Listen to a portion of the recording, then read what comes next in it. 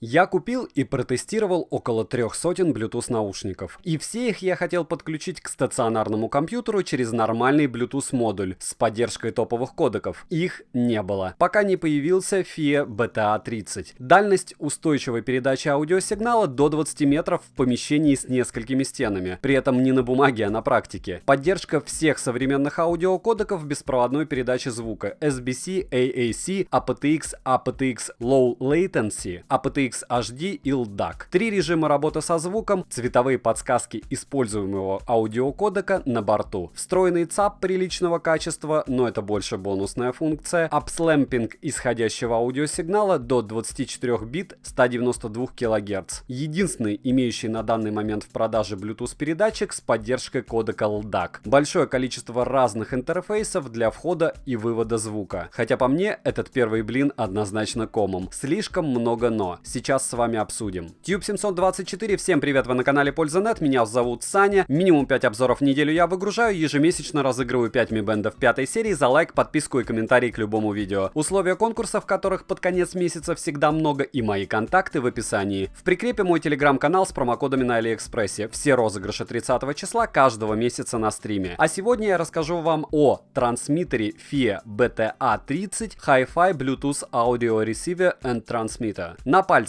Если кто не понимает, зачем это нужно и смотрит, чтобы понять, у вас есть компьютер, нет встроенного Bluetooth модуля. Все, что вы видите в продаже, очень убогое, без поддержки топовых кодеков. А у вас на руках Bluetooth наушники с поддержкой кодека LDAC и aptX. И жгучее желание слушать с компа по воздуху либо потребный звук, либо играть без задержки, используя тот же кодек aptX Low Latency. Вот в этом случае как раз к вам на помощь приходит корпорация FIE. Остальные функции в принципе вторичны. DAC за эти деньги можно купить намного серьезнее, ну а теперь уже подробнее и без пальцев. По факту это устройство 3 в одном, которое может принимать, передавать звук по Bluetooth, а также выступать в качестве ЦАПа. Приемопередатчик FIE BTA30 имеет Bluetooth версии 5.0, не самый свежий, но потребный. Он оснащен чипом Asahi Kasei AK4490. Довольно немолодым, разработка 2015 года, но он имеет вполне неплохие характеристики. Сама фирма-производитель чипа позиционирует его как премиум 32-битный ЦАП. Сам девайс имеет довольно скромные размеры 120 на 55 на 23,5 мм. Вес маленький, 115 граммов. И представляет он собой маленькую коробочку черного цвета с крышками из черного пластика. Очень маркие крышки. Алюминиевая рама и небольшая антенна для уверенной передачи звука на расстоянии до 30 метров по прямой. Но в реальном тестировании я получил расстояние около 15 метров с двумя некапитальными стенками свободно. Кстати, чем более лучше выбрано качество звука, тем на меньшее расстояние он будет передавать сигнал без потерь. Имеющие разъемы аналоговый выход с коннектором RCA для подключения активной акустической системы. Вход-выход SPDIF,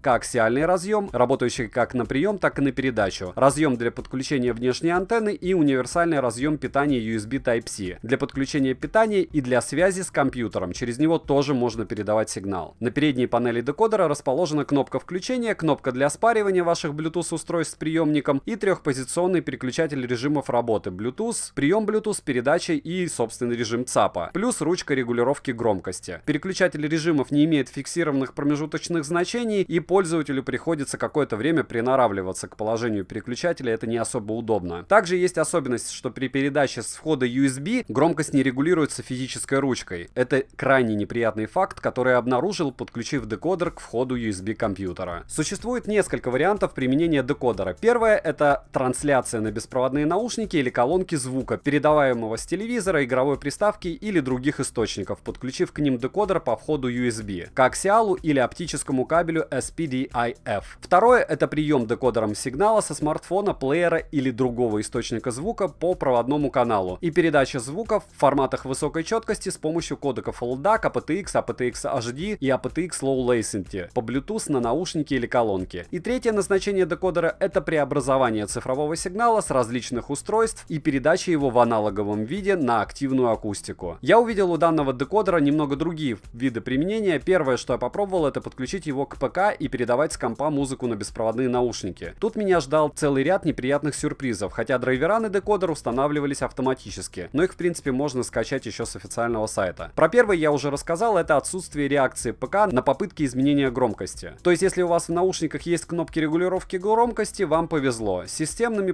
ползунками Windows громкость отказывается регулироваться так же, как и физическим тумблером при подключении по USB, только из приложений. Второй недостаток: при подключении к ПК по USB декодер снижает качество звука до 16 бит 48 кГц, хотя при подключении по коаксиалу либо по SPDIF доступно полное качество звука вплоть до 24 бит 192 кГц. Кстати, декодер имеет оригинальный способ сигнализировать о кодеке, используемом на данный момент для передачи. Это делается с помощью светодиода, меняющего цвет в зависимости от типа сигнала. Например, при использовании кодека aptX HD светодиод горит зеленым цветом, просто aptX пурпурным, при использовании LDAC белым, а при SBC стандартно синим. В моих случаях чаще всего я видел синий цвет, и это довольно печально. Следующий непонятный момент связан с тем, что если вы будете использовать декодер с ПК, то вы лишитесь функции микрофона, используя Bluetooth гарнитуру. Все дело в том, что декодер работает строго в определенном режиме, либо в режиме передачи сигнала, либо в режиме приема. Поэтому использовать микрофон для вашей гарнитуры не выйдет. Может быть, я чего-то не знаю, можете меня поправить в комментариях, но по факту сейчас я способа, каким образом использовать микрофон с этим девайсом, я не нашел. Следующее узкое место данного декодера — это отсутствие возможности подключать проводные наушники. А представьте, как бы было круто, подключив его к компу, установить драйвера, подключить проводные уши либо гарнитуру и получить внешнюю звуковую карту с неплохим ЦАПом, пусть и слегка урезанную, но там еще была бы возможность использовать все доступные виды подключений. Хотя это уже тогда был бы не Bluetooth декодер, верно? Еще одна особенность — отсутствие ПО для управления декодером с ПК. Притом оно вроде даже есть, но корявое и, если честно, бесполезное. По факту управлять декодером можно лишь установив программу FIA Connect на свой телефон. С помощью данной программы вы можете отключать светодиоды, изменять приоритет используемых кодеков и использовать аудиофильтры, баланс каналов и многое другое. Еще одной особенностью является отсутствие отдельной кнопки для спаривания наушников. Из имеющихся у меня беспроводных ушей одна пара так и не смогла подключиться к декодеру, потому что кнопки подтверждения соединения на декодере нет. Это были Huawei FreeBuds Pro, притом третьи FreeBuds подключились без проблем. Хотя я уверен, что даже их можно было бы подключить, если подольше помучиться. Но после подключения более чем 10 пар ушей желания уже никакого у меня не было дальше мучить этот девайс. Войти в режим подключения Bluetooth наушников можно, зажав кнопку Pair на декодере на 3 секунды, после чего светодиод начинает мигать красно-синим цветом, сигнализируя о режиме соединения. По ощущениям, сигнал передается довольно уверенно, сбоев я не наблюдал. Задержка при передаче видео есть, но она не критичная, опять же, если у вас не используется на данный момент кодек aptX Low Latency. В играх будет ощущаться небольшой дискомфорт, но опять же при использовании других кодеков. Слушать музыку в хорошем качестве, без искажений звука и помех, передвигаясь по своей квартире в наушниках, это, конечно, хорошо. Не хватает регулировки громкости при подключении к ПК, при подключении по Bluetooth через USB Type-C. Еще бы я не отказался, конечно, от мини-джека на наушники, но его нет. Чего тут отказываться от того, чего нет. Обидно, что невозможно передавать звук с использованием топового кодека LDAC при проигрывании музыки с компа через Type-C, без использования коаксиала, хотя производитель рассматривает данный вопрос подключения, но я не думаю, что он добавит эту опцию. Цена по ссылке в описании к видео $89. Резюмирую, как ЦАП я его не советую, есть дешевле и лучше. А вот как Bluetooth трансмиттер — это вещь. Аналоги есть на рынке, но с поддержкой такого количества кодеков я аналогов не встречал. Уверен, что они смогут сделать аналог лучше, но ценник точно будет значительно выше. Ставим лайк за труды, завтра расскажу вам о большом телевизоре, возможно и о графическом планшете тоже. Стримы по воскресеньям в 19:00, приходите, отвечу на все ваши вопросы. Ставьте лайк за труды, подписывайтесь с колоколом, девайс сюда или нет, Пользанет даст ответ. Добра и удачи вам, дорогие друзья.